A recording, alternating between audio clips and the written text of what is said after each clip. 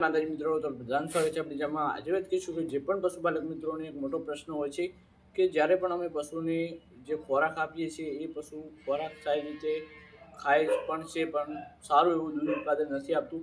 અમારો જે પશુને ખવડાવીએ છીએ એ ખર્ચો વધી જાય છે અને પશુનું જે દૂધ છે એ ઓછું થાય છે.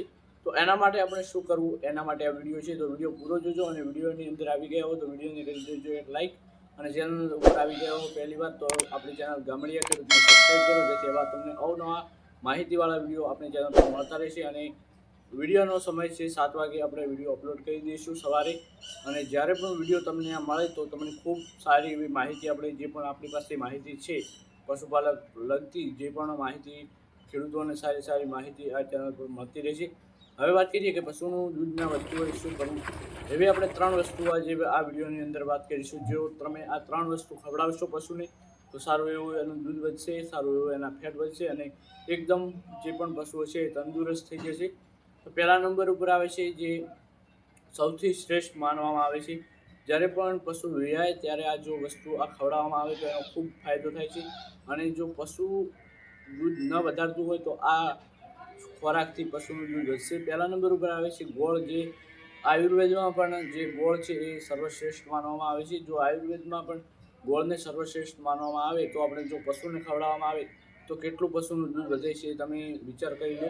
જો પશુને જ્યારે પણ ગોળ ખવડાવવામાં આવે છે ત્યારે પશુને સારી રીતે જો ગોળ ખવડાવવામાં આવે ને તો પશુ જે 2-3 લીટર દૂધ કરતું હોય ને એ સીધું 5 થી 6 લીટર દૂધ કરવા માંડે છે. આપણે આ ટ્રાય પણ કરેલું છે. અને બીજા નંબર ઉપર આવે છે જે કપાસિયા તેલ આવે છે. એ કપાસિયા તેલ તમે ખવડાવી શકો છો પશુને. એનાથી તમારે જે પણ દૂધના ફેટ ઓછા આવતા હોય, એસએનએફ ઓછું આવતું હોય તો એ પણ પશુના ફેટ અને એસએનએફ બંને વધે છે. અને પશુનું જે દૂધ હોય છે એ પાતળું હોય. કોઈ પણ પશુ જો તમારું એવું હોય કે એનું દૂધ સાવ પાતળું હોય તો એનું દૂધ જાડું કરવા માટે જો તમે કપાસિયાનું જે તેલ આવે છે એ ખવડાવી શકો છો પશુને. જે ગમે તે તેલ તમે ખવડાવી શકો છો પશુને. આપણે કપાસિયા ઉદાહરણ તરીકે આપ્યું છે. જો કપાસિયું તેલ તમે ખવડાવો તો પશુને સારી રીતે એનું દૂધ જે પાતળું હશે એ જાડું થશે અને એના ફેટ પણ વધશે અને એસએનએફ પણ વધશે. જ્યારે પણ પશુ વિયાણ થાય છે ત્યારે આ 2 વસ્તુ તો ખવડાવવી જ જોઈએ. ત્રીજા નંબરમાં વાત કરીએ તો જે પાપડી આવે છે. પાપડી જો પશુને ખવડાવવામાં આવે તો એકદમ પશુ તંદુરસ્ત થઈ જાય છે. પશુ એકદમ ફેટ વધારી દે છે. પશુના સારા એવા દૂધ વધશે. તો આ 3 વસ્તુ જો તમે પશુને ખવડાવશો તો 100% એનું દૂધ, ફેટ અને એસએનએફ સુધરી જશે. તો આવા જ વિડીયો જોવા માટે આપણી ચેનલને સબસ્ક્રાઈબ કરો. અને જો આ પશુને તમે ખોરાક આપશો તો 100% તમને રિઝલ્ટ મળશે. અને આવા જ વિડીયો જોવા માટે આપણી ચેનલ સબસ્ક્રાઈબ